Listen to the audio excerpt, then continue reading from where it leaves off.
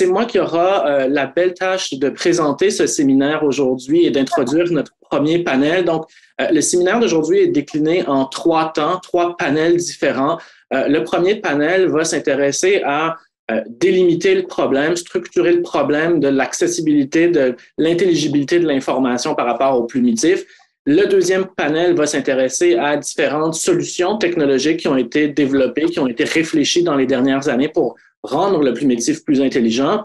Et le troisième panel va s'intéresser à la manière dont on peut, disons, mesurer l'efficacité ou mesurer l'impact de ces nouvelles solutions-là sur l'intelligibilité de l'information judiciaire et plus précisément du plumitif en ligne. Avant de commencer et de céder la parole au premier panel, peut-être que je pense que ça serait intéressant et important de remercier Ève Gaumont qui est à l'initiative de ce séminaire pour les invitations, l'organisation, la réflexion scientifique derrière la structuration du webinaire. Donc, Ève Gaumont, merci infiniment, c'est très apprécié et merci à tout le monde d'être là aujourd'hui. C'est très apprécié à nos collaborateurs, panélistes, et au laboratoire aussi d'avoir organisé tout ça, Alexandre. Merci infiniment. Donc, sans plus tarder, peut-être que je peux céder tout de suite la parole à mon collègue et ami Pierre Noreau qui va animer le premier panel. Vous avez les biographies sur le site web. Je pense que vous y avez déjà accès.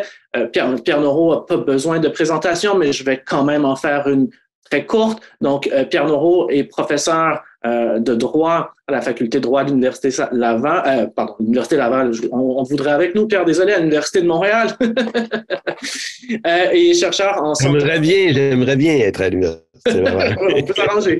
Au CRDP et qui mène aussi le grand projet Adage à l'Université de Montréal. Donc, Pierre, merci infiniment d'être avec nous aujourd'hui et je te cède à l'instant la parole. Merci beaucoup, Pierre-Luc. Ça me fait plaisir d'être là pour toutes sortes de raisons, mais notamment parce que ce sont des ateliers largement construits autour de la relève en recherche, donc une génération qui pousse sur les questions qu'on se posait dans de tout autres cadres avant et qui finalement ont suivi comme questionnement l'évolution de la technologie, de même que l'évolution de la culture juridique en général. Donc, je suis complètement ravi de ça. Je veux moi aussi remercier particulièrement Ève Gaumont pour l'encadrement, s'assurer que j'atterrisse au bon moment dans la salle. Moi, j'ai pas le travail le plus difficile à faire puisque j'introduis finalement les participants à cet atelier-là sur les questions d'intelligibilité de l'information juridique, qui est le grand problème. Lorsqu'on a construit des projets antérieurs, comme Adage, justement, c'était accès au droit et accès à la justice. S'il n'y a pas d'accès au droit, s'il n'y a pas d'accès aux informations juridiques de façon plus large, et ça inclut les questions des plumitifs notamment, mais pas uniquement, bien évidemment, il est très difficile d'envisager qu'on puisse avoir accès à la justice. C'est déjà un grand défi pour des raisons qui tiennent à la nature même de la normativité juridique. J'ai souvent dit, le droit, c'est une espèce de théorie sur la société, c'est-à-dire qu'on prend des catégories et puis on impose un sens à des réalités qui sont souvent vécues très différemment par les sujets de droit eux-mêmes, et puis après ça, on leur demande de réintroduire leur propre histoire dans l'histoire du droit. C'est un grand défi de réussir à faire la jonction, et on a 3 participants dans cette table ronde-là qui l'abordent dans 3 aspects différents, à partir d'outils différents. Et donc, ça fait faire de tout ça un tour important, et puis qui tient compte aussi de l'évolution, notamment dans certains cas de l'avènement d'intelligence artificielle qui vient changer potentiellement la donne.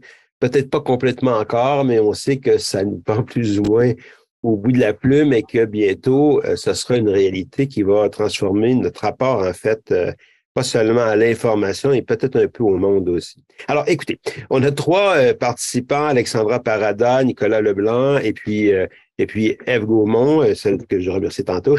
Et puis, on va y aller dans l'ordre dont je viens de parler, peut-être en commençant par Alexandra Parada. Moi, je la connais depuis plusieurs années parce que depuis 2018, on travaille ensemble sur la question du plumitif accessible. Puis là, je constate la présence de Sandrine Promptet qui, avec Florence Millerand, travaille à ce chantier-là aussi. Chantier pas facile à mener pour toutes sortes de raisons, mais notamment parce que déjà, le plumitif lui-même, qui est ancien, est difficile à modifier dans le contexte actuel de l'accès aux données. Mais indépendamment de ce détail-là, on a eu à y réfléchir, et puis Alexandra nous a accompagnés depuis déjà 4 ans là-dessus. Alors, elle a un baccalauréat en philo de Paris 1 et puis elle a une maîtrise en droit international de l'Université de Montréal. Et elle ajoute à ça actuellement des recherches en intelligence artificielle, les questions liées à l'éthique, à la normativité entourant l'intelligence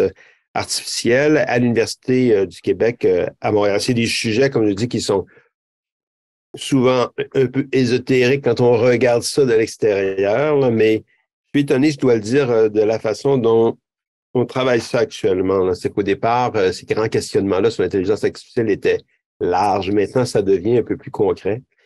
Et puis, elle nous présente les résultats des travaux tels qu'on peut les définir actuellement du chantier 3 de Adage que je dirige, là, que j'ai la chance de diriger, que je dirige encore. C'était sur le plumitif qu'on appelait le plumitif accessible. Et puis, notamment, elle va travailler autour d'une typologie qu'on a construite sur les usagers, les utilisateurs du plumitif.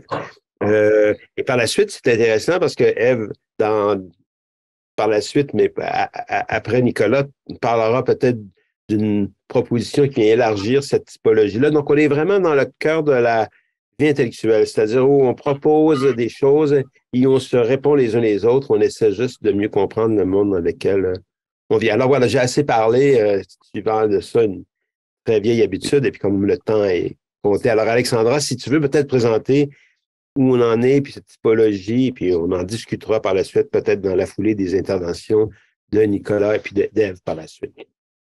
Oui, merci beaucoup, Pierre. Bonjour tout le monde, ça me fait plaisir d'être ici.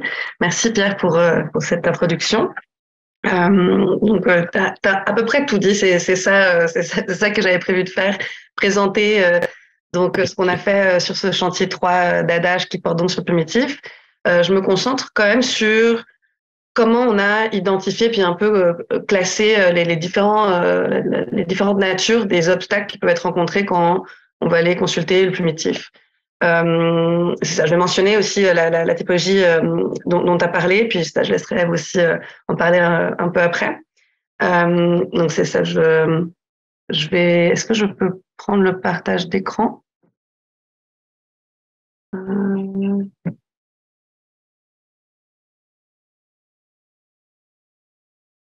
Est-ce que là, vous voyez mon PowerPoint? Ben, c'est marqué que tu as commencé le partage d'écran, mais on ne voit pas encore. Voilà, c'est apparu. Et c'est bien mon PowerPoint que vous voyez. Oui. Parfait. Super. En tout cas, c'est ton nom qui est à la page 1. Alors, c'est bien le mien, c'est bon, j'ai pas volé celui de quelqu'un d'autre. Donc, c'est ça, je vais vous parler donc, de ces fameuses conditions d'accès au plumitif qu'on a eu la chance donc, d'étudier, comme le disait Pierre, depuis quelques années maintenant.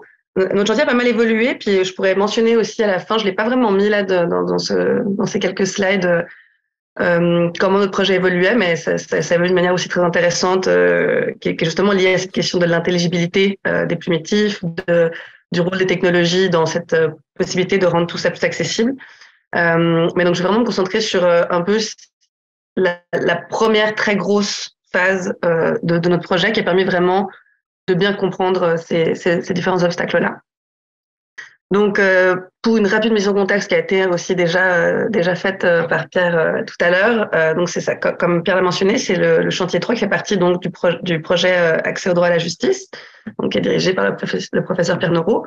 Et ce chantier 3 qui s'appelle donc le plumitif accessible, il est dirigé par les professeurs Florence Milleran et Sandrine Proptep, respectivement du département de communication sociale et publique de l'UQAM et du département de marketing de l'école des sciences de la gestion de l'UQAM. On a eu aussi la chance de travailler, d'avoir comme partenaire sur ce chantier-là la SOCIJ, donc la Société québécoise d'information juridique, avec qui vraiment on a pu.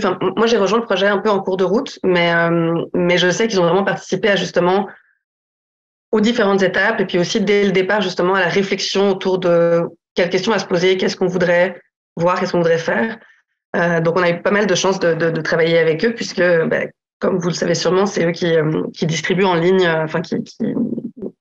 c'est sur leur plateforme qu'on peut consulter en ligne les plumitifs. Donc, les objectifs qu'on avait pour la recherche, quand on a commencé surtout cette enquête de terrain, donc sur les obstacles vraiment, c'est donc vraiment de saisir, de faire un peu une cartographie des différents obstacles ou facilités, mais il n'y avait pas vraiment de facilité, pour accéder au plumitif informatisé.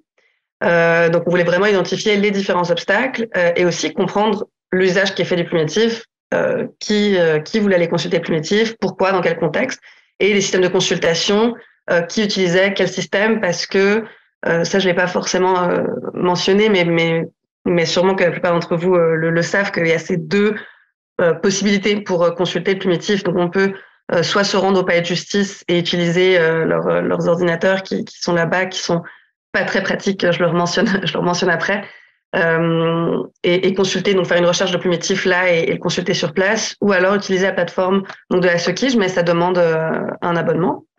Donc, finalement, il y avait toute cette réflexion aussi autour du rôle des technologies là-dedans, le fait que ce soit donc informatisé, que ce soit consultable en ligne. Donc, c'est vraiment la question plus générale de savoir comment l'information judiciaire en ligne, elle peut mieux répondre aux besoins surtout des citoyens, des citoyens et citoyennes, parce que c'est vraiment le justiciable qui est au cœur d'adage en général. C'est vraiment donc c'est l'accès à la justice, mais vraiment avec une idée de rendre le système de justice plus accessible pour tous et pour toutes, et donc surtout les citoyens et citoyennes. La recherche qu'on a menée, c'était une recherche donc vraiment qualitative. On a procédé, et puis je dis on, mais c'est vrai que j'étais pas là à la phase de collecte de données encore. J'ai rejoint le projet en cours de route, mais donc mes collègues ont procédé à l'observation vraiment sur place des usagers des systèmes de consultation du plumitif. Et on a aussi fait un recrutement spontané sur place pour justement faire des mini-entrevues, poser des questions, des entrevues d'une dizaine de minutes. On a fait ça, je vais le détailler après, avec les personnes qui utilisaient donc le système au palais de justice 3270 et aussi des personnes qui utilisaient le système Soquige. On a aussi une autre phase, et je vais vous expliquer un peu après comment on en est arrivé là, mais où on a fait des entrevues un peu plus longues cette fois avec des employés, des avocats et avocates dans les centres de justice de proximité. Et puis après, toutes ces données-là, ce contenu qu'on avait, on en a fait une analyse sémantique avec le logiciel NVivo. Donc, ça nous a vraiment permis de comprendre ce qui revenait, et ce qui est hyper intéressant pour nous quand on essaie de comprendre quels sont les obstacles concrets. Ça a été hyper intéressant pour nous de procéder de cette manière-là. Les questions qu'on a posées dans nos entrevues, surtout les mini-entrevues sur place, c'était vraiment comprendre donc les raisons de la consultation, de la recherche de plumitif, aussi quel est le niveau d'expérience, en gros, comment ça se passe, est-ce que votre recherche se passe bien, et est-ce que vous avez besoin d'aide, aussi comment ils interprétaient et comprenaient ce qu'ils avaient trouvé comme information. Est-ce que leur expérience était satisfaisante ou pas, donc la présentation du système et du contenu aussi du plumitif, enfin de comment c'était présenté. Et puis aussi, on a demandé, surtout qu'on a parlé majoritairement à des professionnels du droit, donc s'il y avait des suggestions pour améliorer le système. Donc c'est ça tournait pas mal autour de ça. Comment ça s'est déroulé concrètement? On a fait face à ce qu'on appelle, je pense, la réalité du terrain. Enfin, il n'y a pas tout qui se passe toujours forcément comme prévu. Mais on avait prévu à la base donc de faire des premières journées d'observation et d'entrevue. C'était en juin 2017, avec justement les gens qui étaient au palais de justice et qui utilisaient le système 3270. Donc, comme je l'ai mentionné, c'est ce recrutement spontané. Donc, on approchait les gens qui étaient soit devant le système ou en file pour le faire, puis on leur expliquait le projet. On demandait donc s'ils voulaient répondre à nos questions. On a eu des discussions intéressantes, mais c'était vraiment qu'avec des personnes du milieu du droit. Et on n'a pas du tout parlé ce jour-là à des citoyens ou des justiciables qui étaient là pour juste faire une recherche. Enfin, c'était vraiment des gens qui étaient là soit pour un cabinet d'avocats, ou soit des avocates directement. Donc c'est ça, on s'est dit que la chance allait peut-être tourner un peu plus tard, et puis qu'on allait rencontrer peut-être plus de justiciables non professionnels du droit. Et on a fait donc ces autres journées d'observation et d'entrevue en novembre et décembre. Et cette fois, en fait, on avait installé un ordinateur avec justement un accès gratuit à la plateforme de Soquige, de consultation du plumitif, donc en ligne. Donc ce système qui demande un abonnement. Mais là, les gens qui étaient en fait en file pour consulter sur le 3270, on leur a proposé d'utiliser ce système de Soquige. Cette fois-là, on a pu parler à 3 justiciables qui sont pas des professionnels du droit, qui étaient ravis d'ailleurs qu'on leur propose d'utiliser la plateforme de Soquige, parce qu'ils n'arrivaient pas vraiment à atteindre leurs objectifs avec la plateforme 3270. Et donc, ils ont finalement réussi à le faire avec la plateforme Stuckage. Donc, c'est ça. Au total, 19 participantes à notre étude, mais on avait vraiment cette difficulté de recrutement donc de citoyens, de justiciables, alors que ils sont, dans notre idée, en tout cas, ils étaient un peu au centre de notre réflexion sur l'accès à la justice, sur l'accès au plumitif en soi. Et donc voilà, il y a eu toute cette réflexion autour de comment est-ce qu'on peut aller atteindre plus de justiciables pour mieux comprendre leurs besoins, leurs attentes par rapport au plumitif. Et donc, en avril 2018, pour un peu pallier à cette difficulté-là, on est allé parler directement avec des personnes qui travaillent en fait avec les justiciables, avec le public qui nous intéressait, donc dans les centres de justice de proximité. Donc, on a fait des entrevues, comme je vous disais, un peu plus longues cette fois, avec des professionnels du centre de justice de proximité de Québec et celui du Grand Montréal. Donc, ça nous a vraiment permis de mieux comprendre. Ils nous ont vraiment parlé de l'expérience des justiciables quand ils arrivaient, quand ils allaient les voir par rapport au plumitif. Et donc, la plupart ne savaient pas vraiment d'ailleurs ce que c'est un plumitif. Ça, je vais vous le mentionner tout à l'heure. Donc, on arrive justement au cœur, qui sont donc les résultats. On a principalement de ces données-là et des réflexions qu'on suivi, on s'est vraiment intéressé à deux éléments, enfin les deux points les plus importants, donc qu'on a estimé les plus importants dans le résultat, qui étaient donc une grande diversité d'usages. C'était pas finalement toujours la même chose. J'ai besoin d'un plumitif pour trouver une information, j'y vais, je l'imprime, ou je le consulte et puis je repars. C'était vraiment finalement beaucoup de profils différents. Donc c'était la fameuse typologie qu'a mentionné tout à l'heure Pierre. Beaucoup de profils différents et surtout de contextes différents. Donc, bien sûr, il y a les professionnels du droit, principalement dans le cadre de leur travail. Également, il y a des justiciables, donc non représentés en justice, qui vont aussi avoir besoin du plumitif parce que, bon, ça aussi, je l'ai pas introduit parce que je partais du principe qu'on parlait du plumitif aujourd'hui, mais donc c'est vraiment, il y a toutes les informations qui sont relatives à leur parcours judiciaire. Donc, c'est sûr que ça peut leur servir, mais encore faut-il qu'ils sachent que ça existe et les informations que ça contient. Et puis aussi, il y avait beaucoup d'usages qui étaient faits dans un contexte non judiciaire. Donc, c'était par exemple mais ça, je vais le mentionner après, mais par exemple des propriétaires, bon ça c'est plus avec la régie du logement, mais quand même des propriétaires ou des futurs potentiels locataires qui allaient consulter les plumitifs d'autres personnes. Donc vraiment la consultation d'un plumitif pour un tiers. Et sur le point de l'inégalité d'accès, donc surtout entre les professionnels du droit et les justiciables, c'était vraiment l'idée qu'on s'est rendu compte, notamment à travers déjà le fait qu'on n'arrivait pas à joindre de justiciables quand on était sur place, mais aussi après quand on a parlé avec les gens du centre de justice de proximité, et puis avec d'autres avocats et avocates aussi, qu'il y avait très peu d'accès au plumitif pour les justiciables. C'est compliqué, donc il y a peu de connaissances sur ce qu'est un plumitif, comment on y accède, qu'est-ce qu'il contient comme information. Il y a aussi des difficultés d'accès à plusieurs niveaux. C'est pas juste une question de ah ok, on m'a expliqué le plumitif c'est ça, je peux aller maintenant le chercher puis c'est bon, j'aurai l'accès à l'information. Il y a vraiment plusieurs niveaux. Et puis surtout c'est un enjeu d'accès à la justice qu'on est si important. Enfin, c'est pour ça qu'on a Pierre a mentionné que c'était pas forcément un chantier facile, mais par contre très excitant parce que justement c'est cette idée où c'est quand même c'est important de pouvoir accéder à son plumitif ou à de l'information judiciaire en général, donc pour tous et pour toutes. Donc, je ne vais pas m'attarder trop sur la question de la diversité des usages, notamment parce que justement, Eve va sûrement mentionner les différents profils et tout ça tout à l'heure. Mais très rapidement, après je vais plus parler des obstacles, mais très rapidement, donc voilà, dans le contexte judiciaire, ça va être vraiment les professionnels du droit et les justiciables qui sont souvent non représentés, qui vont chercher à consulter le plumitif. Souvent leur plumitif ou peut-être ceux des parties adverses dans le cadre d'un litige. Mais donc c'est souvent vraiment dans le cadre d'une affaire. Mais il y a aussi donc tous ces usages en contexte non judiciaire. Et donc là, ça va être des journalistes qui vont chercher l'information. Donc c'est l'information publique, donc ils vont chercher l'information pour mener leurs enquêtes et faire leur travail. Les ressources humaines aussi, y ont recours, alors même que c'est pas l'équivalent d'un extrait de casier judiciaire, mais comme il y a des informations qui figurent dessus sur le parcours judiciaire d'une personne, ils vont l'utiliser comme tel en fait pour vérifier les antécédents judiciaires. Donc pareil, tout à l'heure je mentionnais les propriétaires locataires. Il y a des assureurs aussi qui demandent ça, des extraits une copie du plumitif.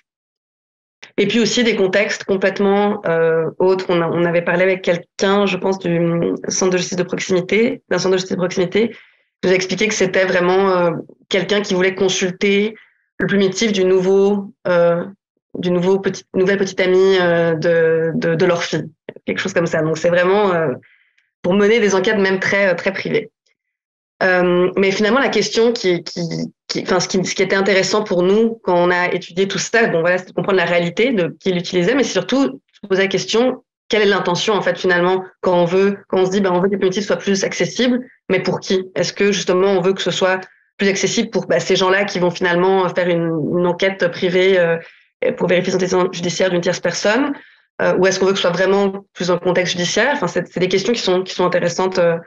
Quand on s'est rendu compte que justement il y avait cette grande diversité d'usages et que finalement les justiciables, qui étaient ceux qui quasiment nous intéressaient le plus, c'est eux qui finalement y ont moins recours parce que ils le font que quand ils sont pas représentés et même là encore des fois ils ont du mal à y accéder. Donc là, je vais vous parler donc plus précisément de ces fameuses difficultés d'accès. Donc bon, ce qu'on a remarqué que je dois mentionner, c'est donc cette inégalité face aux obstacles. C'est évidemment pas les mêmes c'est pas la même chose, c'est pas la même expérience pour des gens qui ont l'habitude, donc qui sont dans le milieu du droit, que pour les personnes qui n'ont jamais entendu parler d'un plumitif avant. Il y a vraiment des obstacles qui sont de différentes natures. Il y a tout ce qui est vraiment accès vraiment physique aux documents. Donc, où est-ce que je vais pour trouver un plumitif? Puis après, c'est ça, ok, je peux le faire en ligne, mais là, il me faut un abonnement, ou bien il faut que je me déplace pour être justice. Puis une fois arrivé là, c'est aussi où est-ce que ça se trouve. Il y a aussi l'accès à l'information qui est contenue dans les plumitifs. Une fois qu'on l'a, c'est pas forcément clair pour trouver l'information, puis c'est un peu le sujet aussi de la journée d'aujourd'hui, quoi. C'est que c'est pas forcément clair pour comprendre exactement, enfin pour trouver l'information qu'on cherche. Et puis aussi les différents usages qui sont faits, c'est-à-dire une fois qu'on a le plumitif, est-ce que c'est vraiment pour trouver juste une information ou est-ce que quelqu'un peut s'en servir tout au long par exemple d'une affaire? Donc ça va être plus le cas pour les professionnels du droit, mais des fois les justiciables, on leur dit plumitif, ils y vont, ils découvrent et puis ils cherchent l'information et après ils vont pas forcément avoir ce réflexe d'aller le consulter. Donc, comme je mentionné tout à l'heure, il y a les deux systèmes, donc le 3270 au palais de justice et le système en ligne de la SOCIJ. Donc, nous, on s'est intéressé donc à ces deux systèmes-là. Et puis, on a vraiment fait ça un peu du point de vue d'une sociologie des usages et question vraiment d'accès aussi aux services numériques. On a fait toute une réflexion autour de ça. Puis, je le mentionne aujourd'hui parce que je vais utiliser justement une typologie qui a été développée par justement un chercheur en sociologie des usages, Jan van Dijk, qui parle donc de quatre différents types d'accès numérique. Et en fait, c'est ce à quoi on fait référence quand on parlait des différentes couches d'obstacles à l'accès. Donc vraiment, quand je disais l'accès physique, matériel, l'accès information, puis les usages.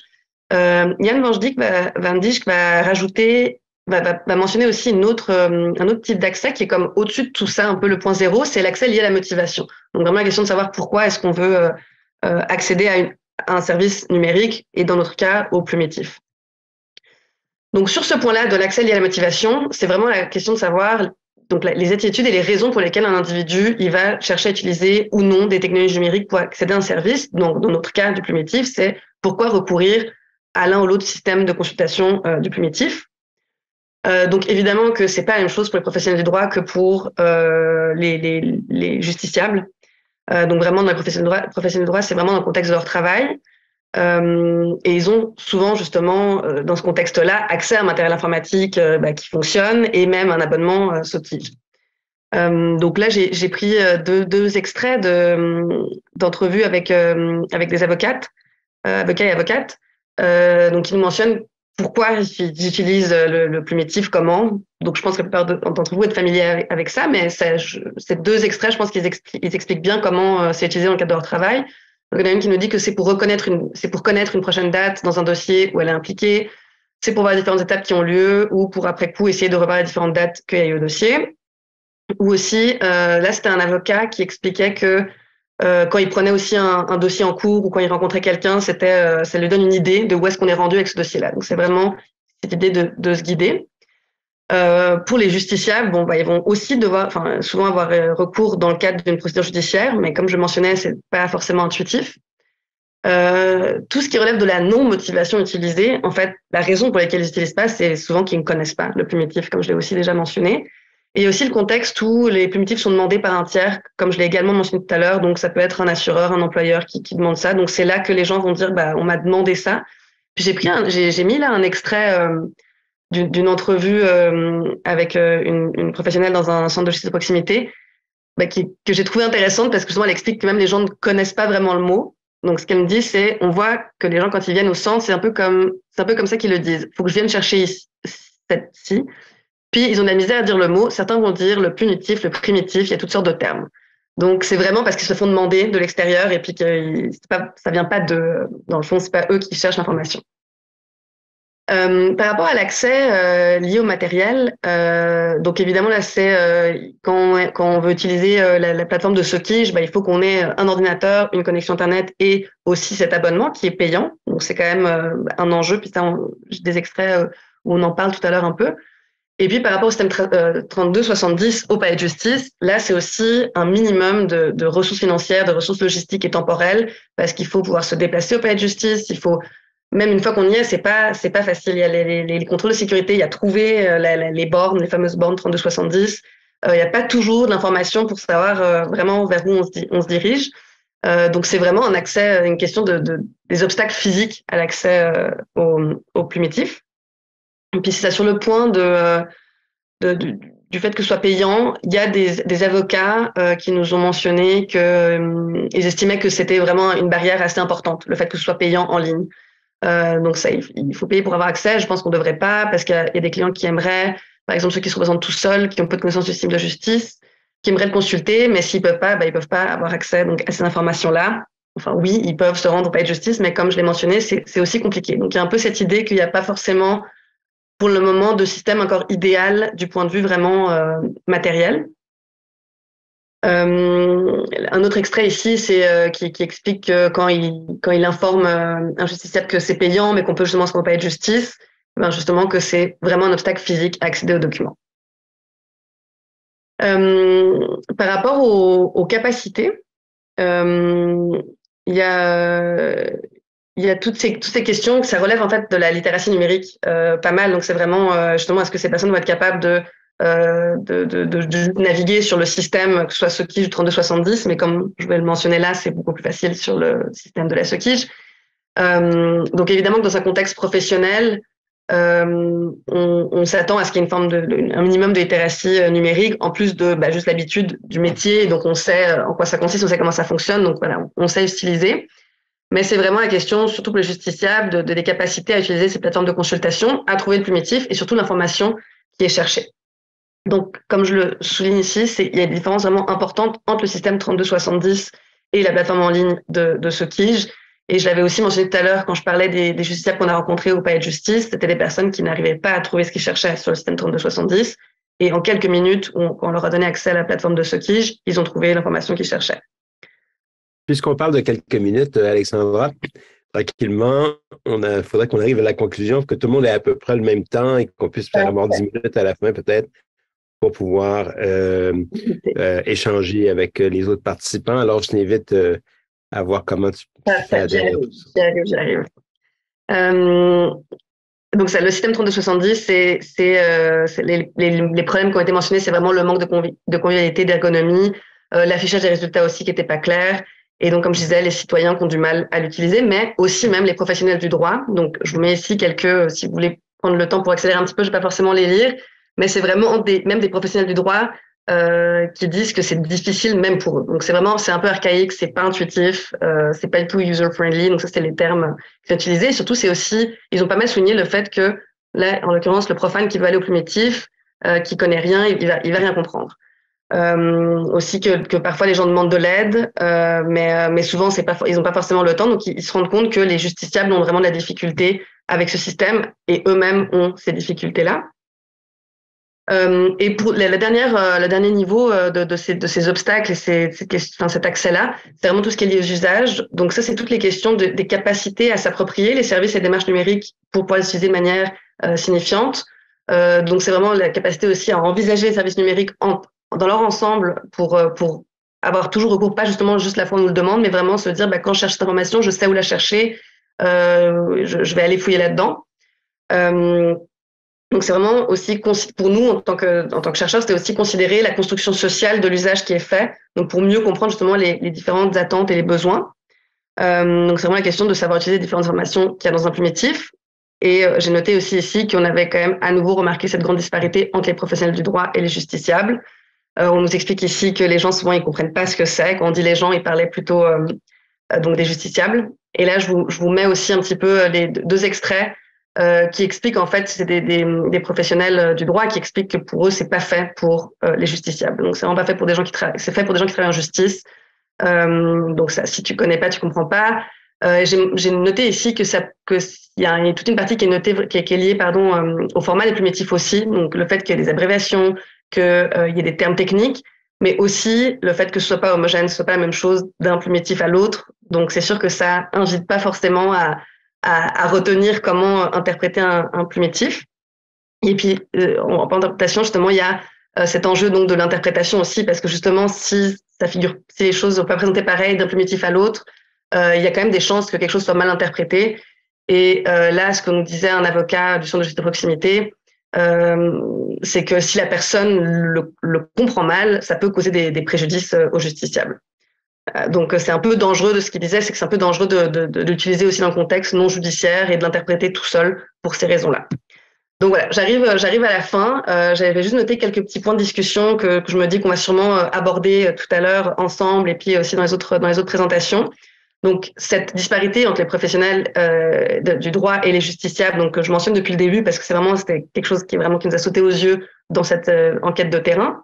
Et donc surtout quand les justiciables ne sont pas représentés en justice, donc ce qui se produit de plus en plus. Il y a aussi la question du rôle du numérique dans l'accès à la justice. Donc, notre étude, elle a quand même bien mis en lumière le fait que c'est pas parce que on peut y accéder en ligne que c'est forcément la bonne solution pour tout le monde. Donc, c'est un peu ce que j'ai nommé là le risque de la solution unique. C'est-à-dire qu'on peut pas juste se dire, ça y est, c'est en ligne, fait que maintenant on se pose plus de questions et tout le monde y a accès. Il y a vraiment plusieurs couches d'obstacles, comme je l'ai mentionné. Il y a aussi toute la question du respect de la vie privée. Donc, cette question de l'équilibre entre l'accès à l'information publique et la vie privée, excusez-moi pour les coquilles dans le PowerPoint. Et donc, j'ai mentionné ici le concept donc d'obscurité pratique, donc qui consiste un peu de se dire que oui, les informations, elles sont accessibles en principe parce que c'est de l'information publique, mais en pratique, on ne va pas non plus faire en sorte que tout le monde puisse aller justement lire l'historique judiciaire du nouveau copain de son enfant. Donc c'est aussi toute cette réflexion un peu, c'est toute une question sur comment on conçoit l'accès public qu'il faut faire et donc c'est ça qui va un peu guider la façon dont on va pouvoir accéder ou pas au primitif.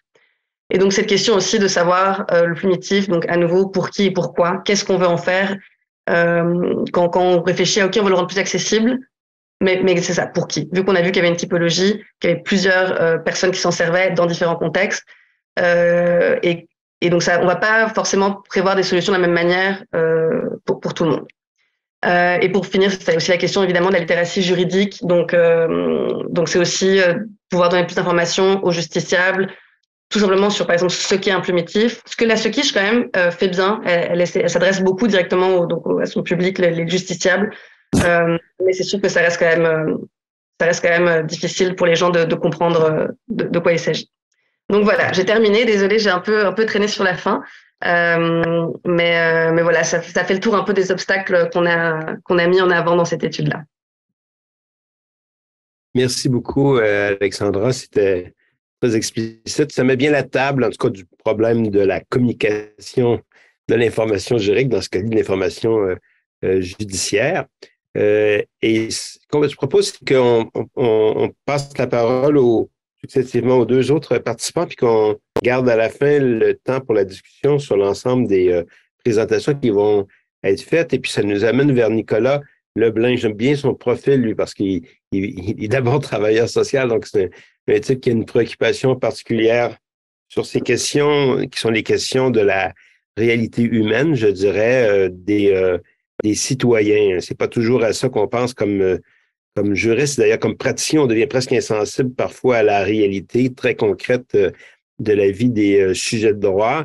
Et puis bon, après avoir fait cette formation en travail social, ce bac-là, on en fait un deuxième parce que c'était pas assez, donc il est allé chercher une formation en droit à l'Université de Moncton. Et depuis, il travaille comme éducateur juridique dans le milieu public, c'est-à-dire en aide au public, particulièrement en aide avec les personnes qui se représentent seules et dont il va nous parler, et sur des réflexions sur l'absence de formation juridique des citoyens qui sont tenus, obligés, conduits, amenés à se présenter seuls, et des façons de les former, ou du moins des façons de faire cette jonction, de réaliser cette jonction entre le point de vue que la personne tient sur sa réalité et puis la façon dont le droit, lui, se saisit de ça. Il y a une traduction à faire.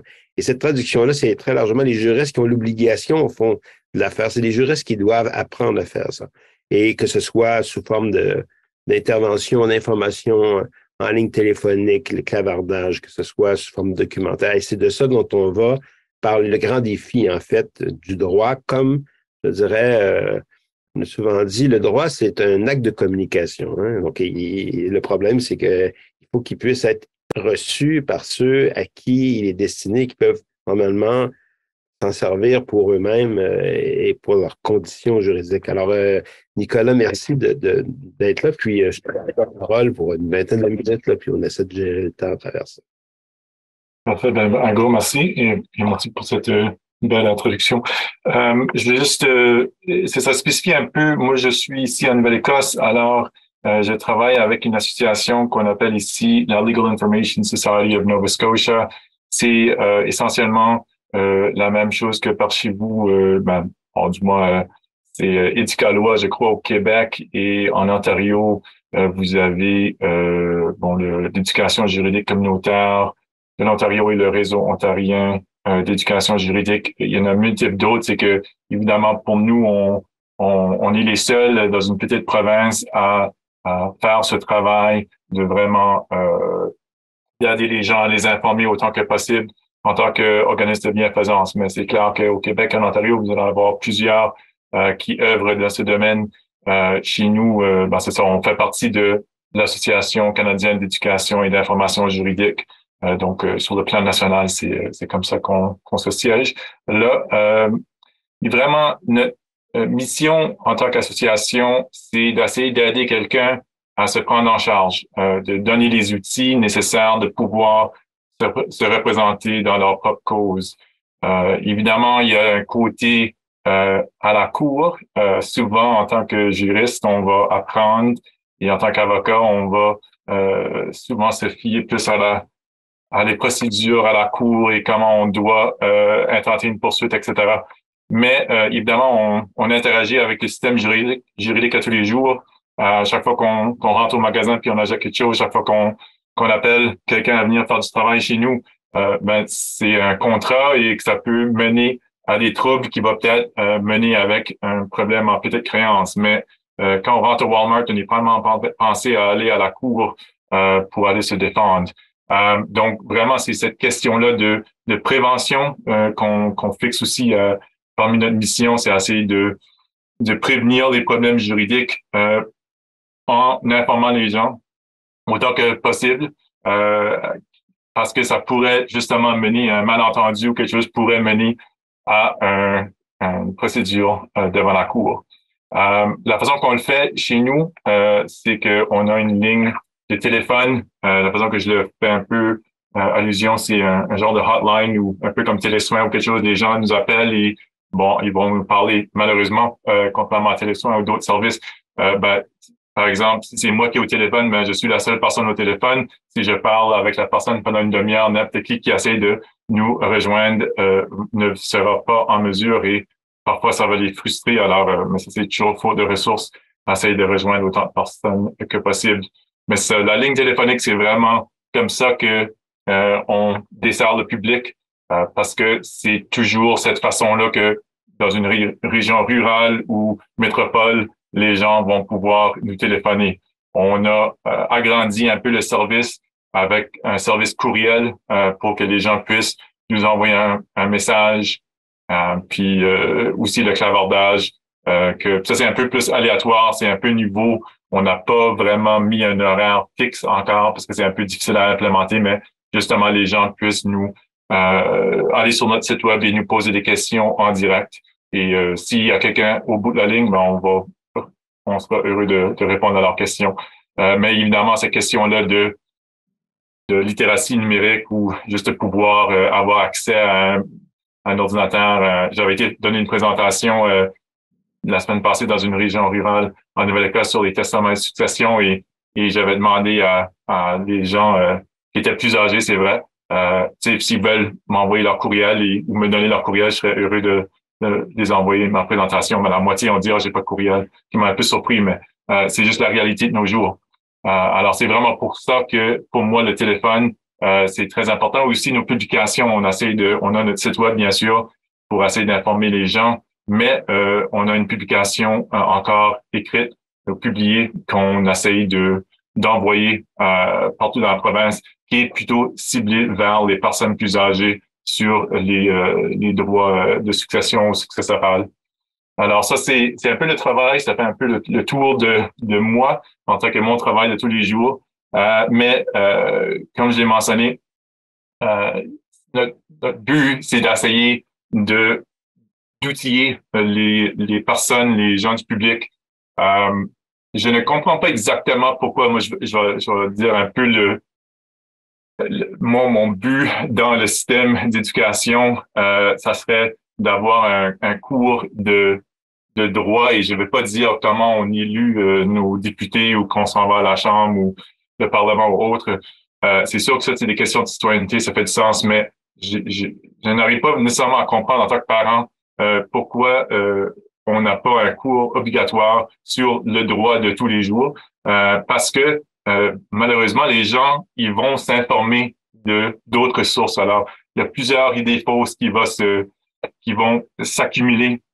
Et ce n'est pas une question d'intelligence ou d'argent non plus. Je veux dire, souvent, il va y avoir des appels à l'autorité ou juste dire, ben écoute, mon médecin me l'a dit, ma travailleuse sociale, la police me l'a dit, mon voisin me l'a dit. Alors, eux ont passé le même problème. Mais moi, en Ontario, c'était comme ça. Ben, pour les juristes qui comprennent ou qui pratiquent de tous les jours, nos lois sont principalement des lois provinciales. C'est pas sur le plan national. Le code criminel, oui, c'est vrai. La loi sur le divorce, d'accord, mais pour la grande majorité des cas, quand moi je rencontre avec les gens où je leur parle, mais moi je sais pas c'est quoi le statut de limitation au Québec pour intenter une poursuite. Je sais qu'en Nouvelle-Écosse, c'est 2 ans, mais j'ai aucune idée de notre province. Alors que les gens vont prendre l'information d'ailleurs et pire encore des États-Unis qui sont sur les émissions de la télévision. Alors vraiment, on doit vraiment essayer de percer cette voile de manque d'information ou les idées fausses. C'est vraiment comme ça que moi je vois mon rôle, c'est d'essayer de guider les personnes à la bonne réponse, puis d'essayer de les outiller et de leur donner un peu de confiance d'aller en cours. Je pense que il y a des notions de base qui sont très mal comprises, et ça, c'est par n'importe quel membre du grand public. C'est des notions de base que nous, on prend pour acquis en tant qu'avocat. Juste des questions comme, ben, je dois avoir un avocat pour aller à la cour. Pour une raison quelconque, il y a beaucoup de gens qui pensent que c'est une obligation d'avoir un avocat. Tandis que d'après moi, il y en a juste 2 cas, des cas de réfugiés puis des cas de faillite. Mais à part de ça, il n'y a aucune obligation. Peut-être c'est meilleur, dans plusieurs cas, c'est probablement mieux d'avoir un avocat, mais c'est pas une obligation. Mais ça, c'est perpétué aussi par la Cour parce que parfois les gens vont se tourner vers les services de la Cour pour dire, ben, écoute, j'ai besoin de l'aide, puis eux, ils ont une manque de ressources, eux, ils vont dire, ben, regarde, tu dois aller voir un avocat. Ben, OK, genre, vous pouvez aller consulter un avocat, vous pouvez aller payer pour un avocat. J'aimerais d'avoir 1 million aussi, mais ça ne veut pas dire que je vais l'avoir. Alors, oui, on aimerait d'avoir un avocat, peut-être, mais c'est pas c'est pas réaliste dans la plupart des cas. Surtout ici en Nouvelle-Écosse, surtout avec le coût de la vie qui continue à monter, etc. Mais encore, c'est ça. C'est pour ça que pour moi, c'est pas autant essayer de augmenter les ressources à l'aide juridique ou essayer d'agrandir d'autres personnes pour aller plaider en cours. Moi, je trouve ça un peu dangereux si on commence à minimiser, peut-être dire, ah ben, écoute, je comprends les parajuristes dans certaines provinces comme l'Ontario, comme au Québec, ils vont aller en petite créance, mais je pense que commencer à agrandir ça, pour moi, ça devrait être plutôt le contraire. Au lieu de payer une autre profession pour que les gens puissent payer, ça serait plutôt les outils eux-mêmes de les informer. Parce que à la fin de la journée, le droit, c'est la lecture, c'est comprendre qu'est-ce qui a été fait dans la loi ou dans les décisions. C'est pas sorcier, comme qu'on dit, d'après moi, en tout cas. C'est sûr qu'on doit avoir un certain niveau d'éducation, mais je pense que au cours des années, le domaine du droit s'est rendu très brumeux, et c'est pour ça qu'on voit l'arrivée je sais pas si vous voyez ça au Québec, et peut-être en Ontario, mais ce qu'on appelle des magic hats, des personnes qui s'en vont en cours et se lancent des propos juridiques qui font aucun sens, puis qui intentent des grosses poursuites pour essayer parce qu'ils pensent que s'ils disent des mots très complexes, ou dire, ben, je ne suis pas un citoyen, je suis un homme privé ou un homme de la terre et vous pouvez pas imposer mes droits, etc. Puis intenter plein de terminologie. C'est nous, en tant qu'avocats, on va utiliser des termes ou un jargon juridique qui peut vraiment mélanger les gens. Alors, c'est vraiment essayer de démystifier le droit. C'est vraiment pour ça que je trouve que c'est important, cette question d'éducation, parce que les ressources sont là la plupart du temps, mais les gens sont peut-être parfois découragés d'aller trouver ces ressources-là. Nous autres, les domaines de droit qu'on va recevoir le plus de demandes, ça va être principalement en droit de la famille, en droit successoral, en droit pénal, en location à usage d'habitation, donc des apparts, des choses comme ça, des poursuites en petite créance puis en immigration. Mais ça, c'est tous des domaines où il n'y a pas d'argent. Je m'en vais contre mon conjoint pour mes enfants, mais il n'y a pas d'argent là. Une pension alimentaire, c'est vrai, mais même chose pour location à usage d'habitation. On ne va pas dire que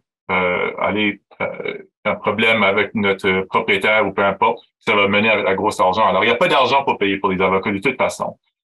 Mais la loi est supposée d'être écrite qu'elle est assez accessible et que la Cour est normalement assez, chez nous du moins, surtout en Nouvelle-Écosse, les gens vont être encouragés d'essayer d'arriver à une entente à l'amiable, de les encourager à essayer d'arriver à une entente qui peut éviter un procès. Ça, c'est un autre problème aussi qui va parfois arriver, je trouve, c'est que les gens vont présumer que déposer une plainte en cours veut dire que ça va aller à un procès.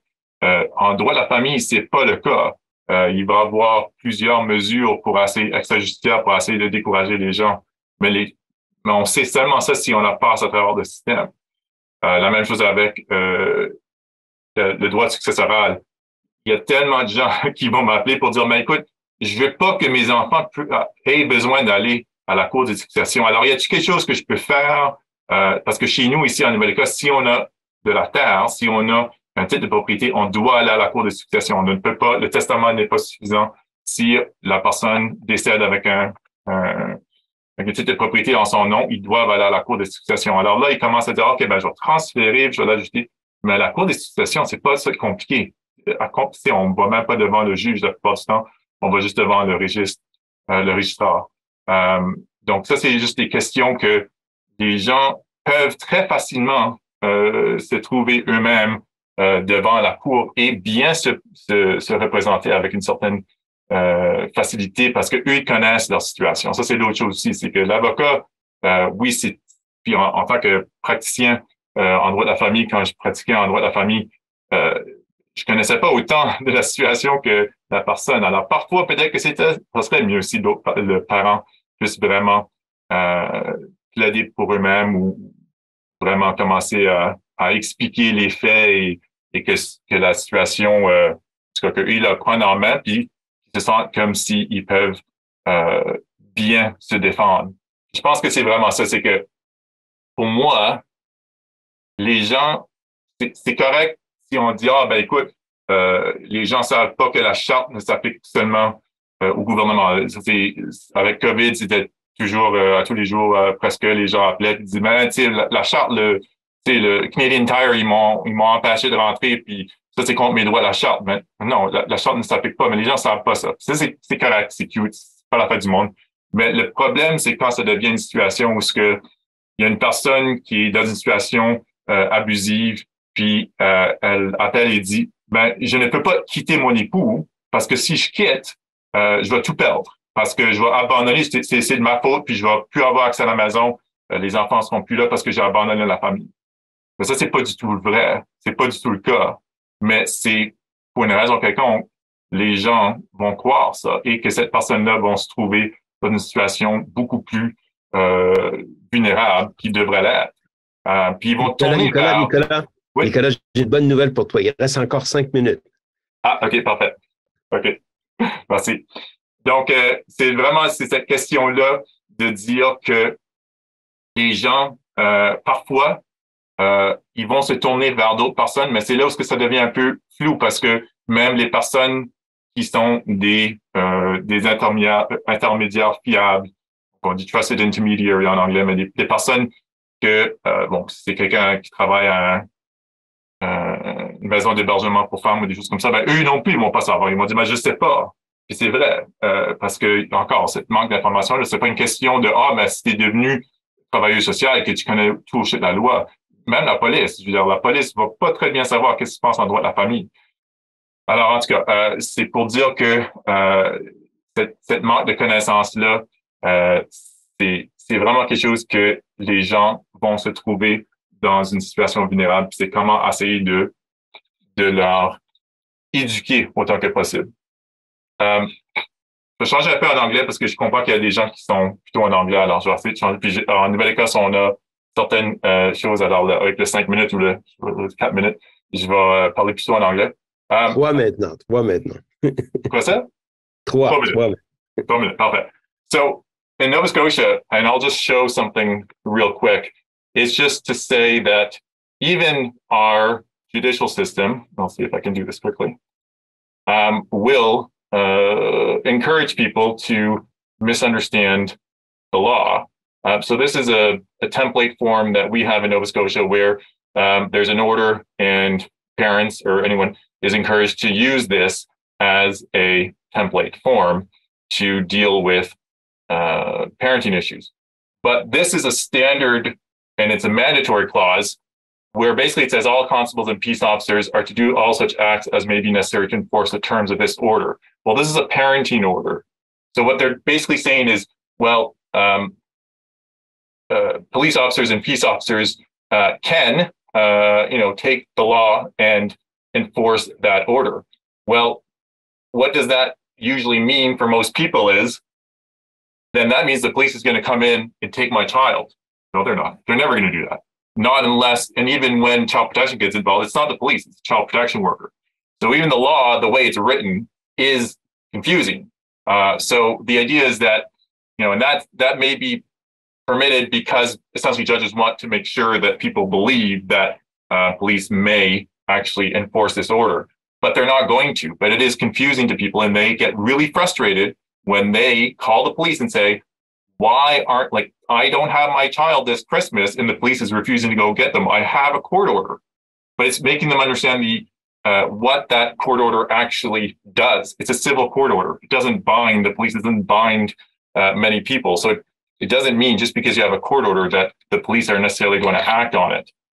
But again, it's that idea of letting people know. I think sometimes we're scared of letting people know the truth, like the idea of case law. I was fortunate to read Justice McLaughlin's biography, and one of the things that she talked about when she was in law school was a realization that the case law itself is essentially just stories of people, right? And they just find themselves in conflict, and they're in front of a court, and that has to make a decision. Well, that's what case law is, but people can read case law all the time, and it's not that complex. Yes, judges should do a better job at writing for individuals, but people aren't going on can leave. And they may say, well, how do I know that the judge is going to make this decision? Well, you don't know because the judge can make a mistake. And that's the other thing too. Judges are not infallible. Judges can make decisions. That's why they go to the Court of Appeal. That's why their decisions are reversed. and judges are not all the same. And that's why we want more women on the bench, more people from different genders and different communities on the bench, because it's so subjective. So it's letting people know, look, it's okay. It can do things. You may do things, everything right, and the judge may still make a mistake. And it's okay to tell them that because they therefore better understand, well, it wasn't my fault, or at least they can learn about it and be heard, and then hopefully make peace with the decision and ultimately decide whether they want to move forward with further litigation, which sometimes they just get so angry. They're like, well, it's because I didn't know, right? If I had a lawyer, I could have won, which it's because they never had a lawyer. And then if they had a lawyer, they would realize that it wouldn't have gone differently necessarily. Anyway, so that's I'll end it there. Je vais arrêter là. Je vais passer à toi, Pierre. Okay, merci beaucoup, Nicolas. Thank you for the paper. Et puis, ça nous permet de faire rouler un peu la roue et puis d'aller vers Ève. Et puis, moi-même, en tout cas, on va voir comment est-ce qu'on va ranger les choses. Mais il y a des questions qui se posent implicitement dans ta proposition, notamment à partir de quand on doit informer quelqu'un. C'est souvent quand le problème se produit. Souvent, il est très tard pour l'informer, puis l'informer avant que le problème se présente, c'est souvent très théorique. Donc, on a un vrai dilemme là, très difficile à dépenser. Et je vois que vous êtes indirectement pris avec le même problème. C'est pas encourageant, mais au moins, on se dit qu'on n'est pas tout seul à chercher par quel fil tirer la chose. Alors, je transmets la parole, le bâton de parole à Ève Gaumont, donc qui est stagiaire actuellement là, dans une chaire qui s'appelle la chaire de recherche du Canada, une chaire de recherche sur la culture collaborative en droit et politique de la santé, et puis qui est associée au centre de recherche en droit public de notre université et qui est dirigée ici par Catherine. Comment s'appelle Catherine? Son nom de famille? Pardon? Régis. C'est ma voisine de bureau, c'est pour ça que je ne connais pas son nom de famille. Je connais juste son prénom. Et puis, elle travaille sur les thèmes intelligence artificielle, liberté d'expression en ligne, droit à la vie privée, qui sont les grands thèmes, au fond, des questionnements actuels sur le droit, notamment dans la foulée de l'arrivée de l'intelligence artificielle, mais pas seulement. Les questions liées de justice en ligne, et ça, les questions, en fait, de droit à la vie privée, puis de liberté d'expression se posent dans tellement de contexte maintenant là, que c'est devenu un des grands questionnements qu'on a. Alors, je lui passe la parole et puis elle travaille en particulier sur la question de la typologie qui avait déjà été établie par Adage et qui a été discutée au départ par Alexandra, mais en améliorant le modèle, si je puis dire, qui explique, comme dit, l'espèce de dialogue qu'on doit avoir entre chercheurs. Fait que, alors, vas-y Ève et bonne chance avec moi. Merci. Je t'aviserai, moi, 5 minutes à l'avance et puis on verra, là, on discutera, est-ce qu'on peut avoir un peu d'échange autour de ça par la suite. Absolument, je vais essayer de faire vite pour qu'on puisse se permettre d'avoir un moment de discussion. Donc, Nicolas et Alexandra ont bien présenté la question de l'inaccessibilité de l'information juridique judiciaire de manière large, puis du plumitif de manière plus particulière. Pour ma part, je vais peut-être commencer à faire la transition vers le rôle de la technologie, que la technologie pourrait jouer pour répondre à ces enjeux-là. Puis, compte tenu que la question du plumitif dans le cadre de cet atelier, ce workshop-là aujourd'hui, est un peu un prétexte pour discuter du rôle de la technologie plus largement dans les questions d'accessibilité de l'information judiciaire, je vais essayer de pointer vers divers intervenants qui vont présenter plus tard dans le courant de la journée, lorsque l'une de mes diapositives fait un lien avec les travaux de l'un ou l'autre des prochains intervenants, mais je vais essayer de l'indiquer dans ma diapositive. Donc, vous voyez en haut à droite de chacune de mes diapositives, il y a les intervenants qui seront en lien avec le contenu de la diapositive en question. Donc là, ici, on fait un retour vers la présentation d'Alexandra et des interviews sur le terrain pour l'accessibilité du plumitif. C'est une citation que j'aime beaucoup, que je cite pratiquement toujours lorsque je parle du plumitif. C'est un avocat qui a été rencontré par l'équipe d'Adage qui nous dit « Le plumitif, c'est confondant, c'est mêlant pour les avocats eux-mêmes, pour les stagiaires en droit. Donc, imaginez-vous pas, les justiciables, pour eux, c'est un simple non-sens. » Et ici, je vous montre un exemple du non-sens en question. Donc, les travaux que je vais vous présenter se concentrent principalement sur le plumitif criminel. Donc, c'est un extrait du plumitif criminel québécois. Vous voyez que c'est pas nécessairement facile à bien comprendre. J'ai caviardé les noms pour des questions, même si c'est de l'information publique, simplement pour ne pas faire exprès de divulguer de l'information qui est sensible. Mais on voit bien que c'est excessivement difficile à comprendre.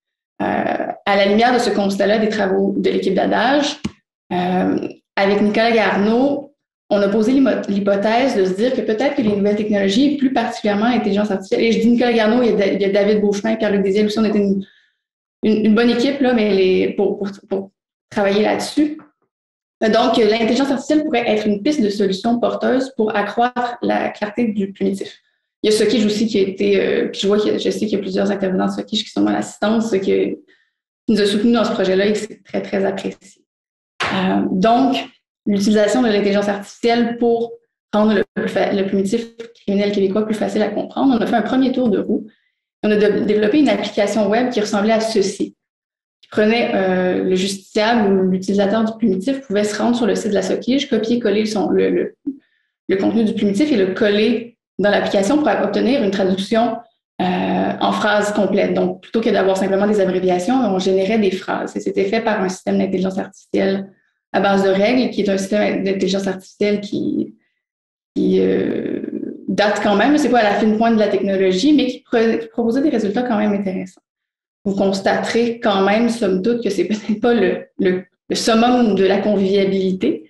C'est mieux que c'était, mais c'est pas encore optimal. Donc, on a fait un deuxième tour de roue par la suite en se demandant si le design pourrait pas venir nous aider à améliorer la lisibilité et l'intelligibilité du primitif. Quand je parle de design, je parle, oui, de design graphique, également de design d'information, des sujets desquels Myriam Delisle va vous parler un petit peu plus tard dans la journée. Puis ce deuxième tour de roue-là nous a donné quelque chose comme ceci. Donc, on a pris certains nombres de documents, de grands principes de design d'information pour passer sur les phrases qu'on générait avec l'intelligence artificielle et les rendre un petit peu plus conviviales. C'est important de noter ici, par contre, que ça a été fait à la main, ça n'a pas été fait, il n'y a pas de logiciel encore qui permettrait de générer cette interface-là. Par contre, on m'indique que d'un point de vue technologique, de générer une telle infrastructure, une telle interface ne serait pas particulièrement problématique ou particulièrement difficile. Ce qui était très difficile, ou du moins le vrai défi dans ce contexte-là, c'était la verbalisation des chefs d'accusation. Et ça, c'est quelque chose dont Nicolas va vous parler, Nicolas Garneau, qui est l'informaticien, le doctorant en informatique avec qui je travaille, qui était un véritable défi. Il va vous en parler plus parce qu'il est beaucoup plus compétent que moi pour vous expliquer ce qu'il a fait d'un point de vue technologique, mais moi, je vais quand même me permettre de dire que cette transformation-là, parce qu'actuellement, dans le primitif criminel, on voit, pour savoir quelle est l'infraction qui est reprochée à la personne, on a simplement un numéro d'article. On n'aura pas de description aucune de ce qui a été fait. Donc, si quelqu'un a fait des voies de fait, par exemple, on ne peut pas le savoir si on ne connaît pas le numéro auquel l'article réfère. Donc, ça, c'est le travail que Nicolas tâche de faire. Puis, c'était un des éléments les plus intéressants qui ressort de notre traduction du primitif. On a fait des interviews avec des utilisateurs potentiels, puis ils nous le disent, vous voyez la citation ici à l'écran. Ils nous disent, pour moi, c'est la différence la plus importante entre le primitif traduit et le primitif non traduit. C'est la verbalisation des chefs d'accusation. Reste que c'est un défi en termes techniques et technologiques. Voilà. Mais donc, cette citation-là, d'où est-ce qu'elle provient? Elle ne sort pas de nulle part. Elle est le résultat d'entrevues qui ont été menées avec des utilisateurs potentiels du primitif. Comment on a conçu la méthode empirique pour faire émerger ces citations-là, ces constats-là. C'est appuyé sur les travaux de Amy Salazin et Jacqueline Burkell, qui vont présenter un peu plus tard dans le cours de la journée, qui, elles, travaillent sur les formulaires de cours, sur l'intelligibilité des formulaires de cours, pour faire émerger les points de difficulté des formulaires de cours. Elles ont interviewé 20 participants à qui elles demandaient de remplir les formulaires de cours et d'énoncer à haute voix les difficultés qu'ils rencontraient. Pour générer les points de difficulté du primitif, on a fait plus ou moins la même chose. On a nous aussi interviewé 20 participants de premier cycle à l'université qui avaient des formations dans le domaine qui n'avait pas de formation juridique, qui étudiait dans d'autres domaines que le droit, et qui parlait couramment le français. On s'est inscrit dans le cadre théorique de la littératie fonctionnelle, qui est un cadre théorique selon lequel les gens ne lisent pas seulement dans un vacuum, ils lisent dans un contexte particulier, avec un objectif particulier. Donc, si on lit le primitif, on cherche à réaliser quelque chose, on cherche à atteindre un objectif. Donc, on a conçu un questionnaire de 25 questions en s'appuyant sur la typologie des usages du primitif pour demander aux participants de réaliser un certain nombre de tâches avec le primitif, d'interagir avec le primitif, 10 des participants interagissaient avec le primitif traduit, 10 des participants interagissaient avec le primitif non traduit. Puis on comparait un peu là, les difficultés rencontrées par l'un et l'autre. Puis on a collecté aussi beaucoup de commentaires de leur part. Et compte tenu qu'ils disaient à haute voix leurs difficultés, on a réussi à récolter un bon nombre de commentaires que je vais vous présenter à l'instant. Compte tenu des fins de la présentation, j'ai pas tout parlé des résultats, j'en ai parlé de 2 principaux qui s'inscrivent vraiment dans la continuité de ce qui a été discuté plus tôt aujourd'hui par Alexandra puis par Nicolas. Ces entrevues-là nous ont permis de raffiner la typologie des acteurs, puis aussi de constater des lacunes en matière d'éducation juridique, comme Nicolas le disait tout à l'heure. Commençons d'abord avec la typologie des acteurs. Donc, Adage, comme on le voyait tout à l'heure, avait identifié un certain nombre d'usages potentiels, donc les avocats et les praticiens du droit, les justiciables, les professionnels qui font des recherches d'antécédents judiciaires, puis les journalistes. Puis, on a été en mesure de peaufiner notre compréhension des journalistes et aussi d'avoir des exemples plus concrets de la manière dont les recherches d'antécédents judiciaires pouvaient se passer dans certains contextes précis particuliers. Donc, principalement au niveau des assurances ou dans le domaine de la santé et des services sociaux. Donc, je vais vous citer quelques-uns des témoignages qu'on a reçus. Premièrement, les background checks, les recherches d'antécédents judiciaires dans le domaine de santé et services sociaux, c'était quelque chose dont on n'avait pas trop pu voir en regardant les travaux de Adage, mais on avait une travailleuse sociale ainsi qu'une étudiante en médecine qui ont fait nos entrevues. Puis ils nous ont expliqué que ça pouvait vraiment leur être utile. Principalement, la travailleuse sociale nous disait que c'était un moyen pour eux d'intervenir dans les cas où on avait peut-être des doutes qu'un parent pouvait être violent ou qu'un nouveau conjoint pouvait poser des risques pour un enfant. Donc, je vais vous lire la citation parce que je pense qu'elle est assez explicite et assez intéressante. On dit « Moi, je travaille en jeunesse. Fait que des fois, j'avais des doutes sur les parents. Fait que j'allais voir justement, c'est beaucoup en lien avec la sécurité des enfants, surtout que moi, j'allais voir ça. Puis on avait des femmes de violence conjugale, on allait voir parce qu'on sentait que peut-être finalement la personne avait déjà vécu quelque chose ou que l'accusé avait déjà vécu quelque chose. Donc, c'est vraiment pour la sécurité des gens qu'on allait voir. Mais en ayant ces informations-là, ça nous permettait de faire une intervention plus adéquate. C'est le nouveau conjoint de la mère qui a été accusé d'agression sexuelle, ben pour nous, c'était un red flag. Donc, ça, c'est un premier usage que je trouvais intéressant du primitif. Normalement, on pense aux recherches d'antécédents judiciaires avec un peu de réserve. C'est pas quelque chose auquel on est très, très sympathique, mais ça, dans ce contexte-là, ça peut être plus intéressant. Mais il y a aussi des background checks en niveau assurance qui, eux, c'est plus les background checks avec lesquels on est moins à l'aise parce qu'ils peuvent priver des assurés de droits. Il y avait 2 manières dont la personne qui était agent d'assurance nous parlait qu'elle utilisait le primitif. D'abord, pour voir si un assuré qui voulait souscrire à une prime était trop risqué pour être assuré, mais ça, on s'en doutait déjà. Mais une autre utilisation du primitif qui est intéressante, c'était une fois que l'assuré faisait une réclamation, les agents d'assurance allaient également consulter le primitif pour vérifier si ce n'était pas une tentative de fraude à l'assurance. Et là, la dame nous parle d'un cas de vol de voiture. Elle nous dit c'est rare qu'il y ait des vrais vols de voiture. Donc, je vous lis encore la citation. C'était beaucoup plus pour voir c'était quel genre d'individu que j'avais. C'était déjà quelqu'un qui avait fait des méfaits publics, qui avait des vols, puis qui là a tout à coup lui-même subi un vol.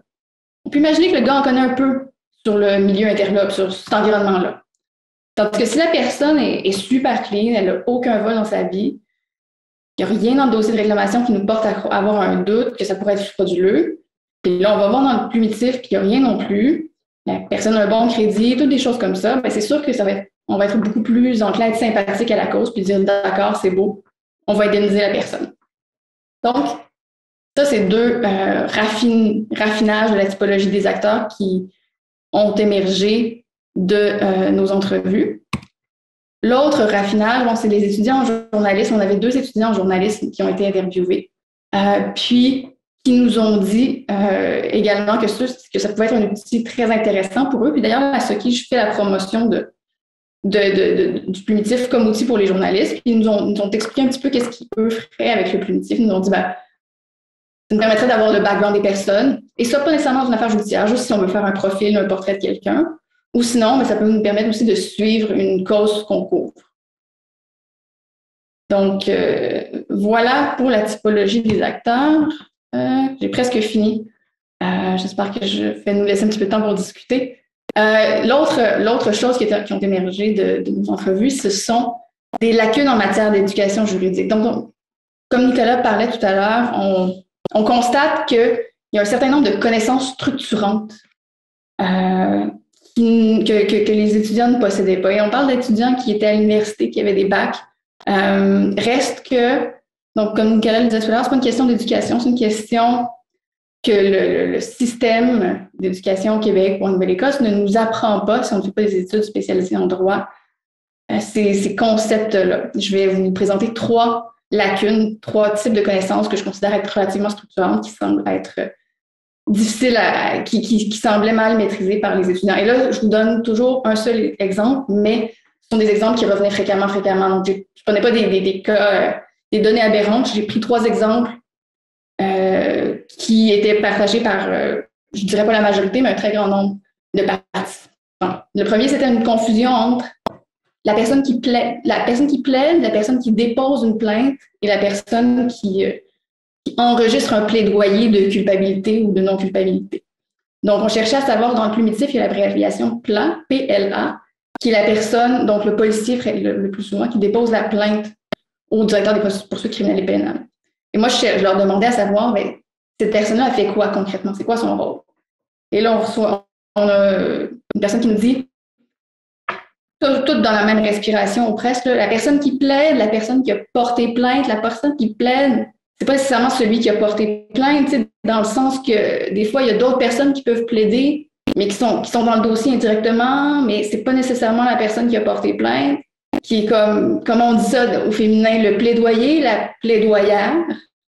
Donc, elle nous invente un concept qui rassemble les trois rôles en un seul. Donc, on a le plaignant, le plaideur et l'avocat qui deviennent la plaidoyère. On comprend donc que le rôle des divers intervenants dans le système de justice n'est pas toujours clair.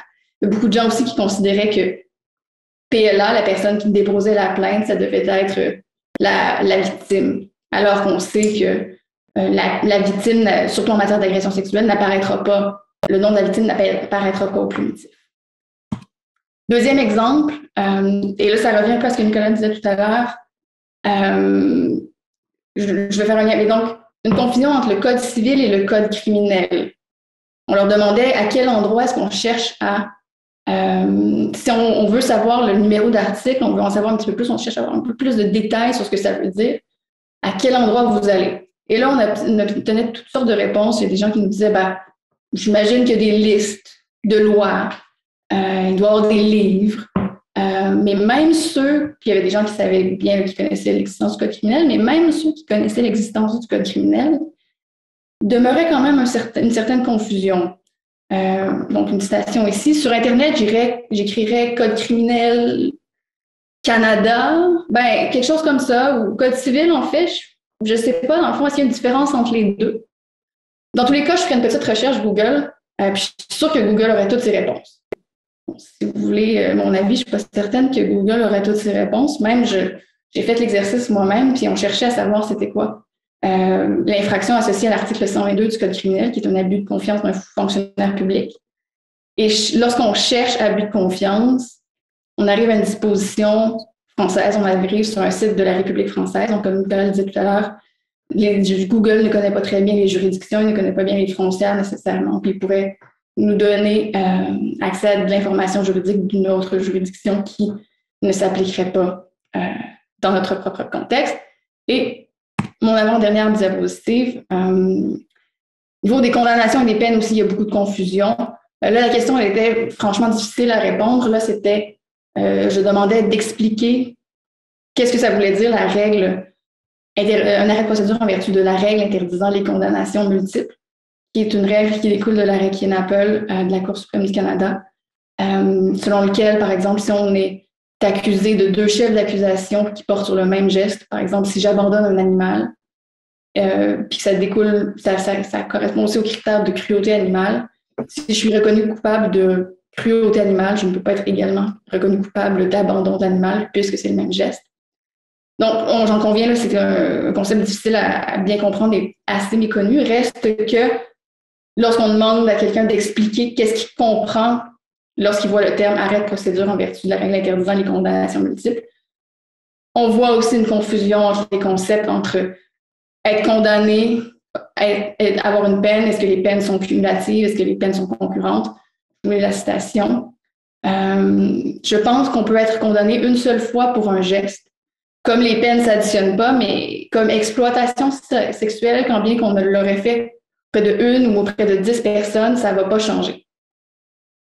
Donc, dernière diapositive. En conclusion, le grand constat qu'on a réussi à faire émerger de ces entrevues-là et de tout le travail sur le plumitif, c'est que la technologie, l'intelligence artificielle, le graphisme, le design, ça permet d'améliorer la lisibilité du plumitif. Donc, c'est possible de mieux lire les mots, d'être en mesure de mieux nommer les réalités juridiques. Donc, cette capacité-là de mieux lire, de mieux nommer, ça permet quand même de mieux comprendre, ce qui est relatif au concept de clarté du plumitif. On le comprend mieux. On est moins rebuté aussi lorsqu'il est plus alléchant, lorsqu'il est plus beau. On a plus tendance à s'engager auprès de l'information. Reste qu'il y a un problème d'intelligibilité qui demeure, c'est-à-dire un problème de capacité à comprendre les concepts, de les intellectualiser. Et ça, c'est un problème qui peut difficilement être solutionné grâce à la technologie. C'est un problème auquel on peut beaucoup mieux répondre humainement avec des interactions avec des gens comme Nicolas, en fait, qui expliquent. Donc, c'est ce qui conclut. Merci de votre écoute.